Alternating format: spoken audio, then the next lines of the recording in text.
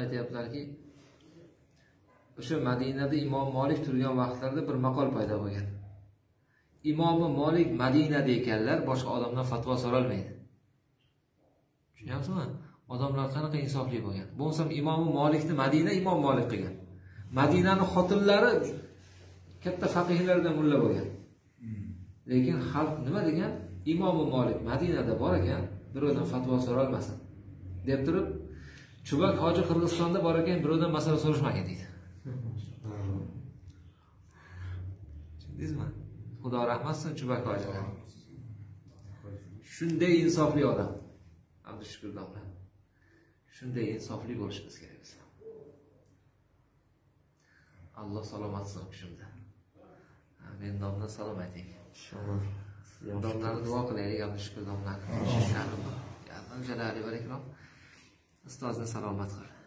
Umrlarini uzoq qil. Dini mubinga ko'p xizmat nasib et. Dinni g'amida hayot kechirib, dinni g'amida ovqatlanib, dinni g'amida nafas olayotgan kishi. Xudoyo bizlarga ham shunday himmat nasib et, shunday xizmat nasib qil. Allohumma solli va sallim va barik alayhi.